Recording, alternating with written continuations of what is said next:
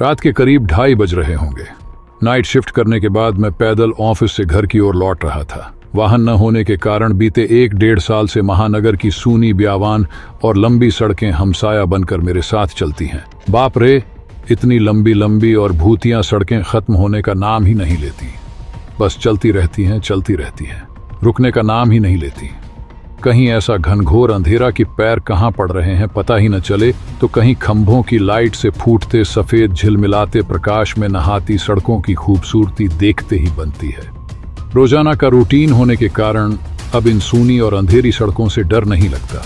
इन्हीं सूने और ब्यावान रास्तों पर दिन भर इतना हैवी ट्रैफिक और चहल पहल रहती है कि एक कदम पैदल चलना भी दूभर हो जाए। मई की बेरहम गर्मी, माथे से छूता पसीना और ऐसे में अचानक हल्की हल्की ठंडी हवा चलने लगे। माथे के पसीने से टकराती ठंडी हवा कितनी शीतलता प्रदान करती है। ऐसे में कौन बेवकूफ होगा जिसका मन गुनगुनाने को नहीं करेगा। गुनगुनाते हुआ मैं आगे बढ़ ही रहा था कि अचानक आंखें एक जगह पर जाकर ठिठक गईं। सड़क किनारे एक सभ्य सी अधेड़ महिला खड़ी दिखाई दी। करीब 100-125 फीट की दूरी रही होगी। कंधे पर छोटा सा बैग लटका था। वहीं पैरों के पास भी एक ब्रीफकेस जमीन पर रखा दिखाई दिया। सफेद प्रिंट वाली साड़ी से जिस करीने से उसने अपना सिर ढंक रखा था, उससे तो वो किसी भले घर की ही गृहिणी ही लग रही थी। लेकिन इतनी रात गए, वो भी शहर के भीतर से गुजरने वाले हाईवे पर। कुछ अजीब सा लगा। हो सकता है मायके या ससुराल वालों ने बस में बिठा दिया हो और किसी कारण बस लेट होने पर महिला को देर रात यहां उतरना पड़ा हो। शायद उसका घर यहीं कहीं आसपास ही होगा, या फिर शायद सवारी ऑटो या रिक्शे का इंतजार कर रही हो। लेकिन इतनी रात गए रिक्शा कहाँ मिलेगा। शायद घर का कोई परिजन गाड़ी लेकर आ रहा होगा। शायद शायद शायद सोचते हुए मैं उसके बहुत करीब आ गया। नजरों से नजरें टकराई, मगर वो जरा भी नहीं झेंपी। मेरी आंखों में बराबर देखती रही। भय का नामो निशान तक नहीं, वरना इतनी अंधेरी और सूनी रात में एक अकेली महिला।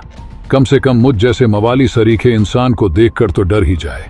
लेकिन वो तो लगातार घूरती रही। चेहरे पर न कोई हाव न कोई भाव। हाँ, होठों पर मुस्कान बराबर जमी रही। मैं ही झेंप गया। मुझे ही नजरें हटाना पड़ी, कहीं ऐसी वैसी तो नहीं। फिर एकदम से सिर झटक दिया।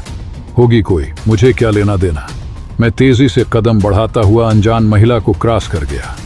अनजाने डर और शर्म के मारे मैंने फिर पलटकर नहीं देखा। न जाने वो क्या सोच बैठे। चलते चलते मैं दूसरी सड़क पर आ पहुंचा। अब वो सड़क और महिला पूरी तरह से ओझल हो चुकी थी। कहीं कोई भूत वूत तो नहीं थी। थोड़ी देर पहले भला लगने वाला रास्ता अब भयभीत करने लगा था। मैं जल्द जल्द अपने घर पहुंच जाना चाहता था। इसी तारतम्य में चाल में गजब की तेजी आ गई और बड़े बड़े डग भरने लगा।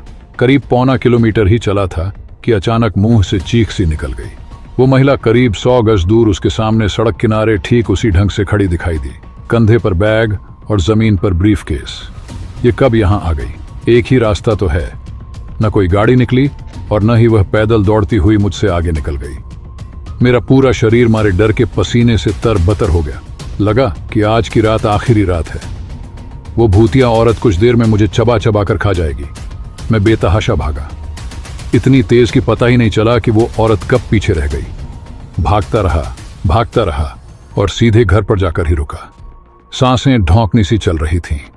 घर के बाहर ही कुछ पल खड़ा रहकर अपनी सांसों पर कंट्रोल किया। अगले दिन शाम करीब 5 बजे ऑफिस पहुंच गया।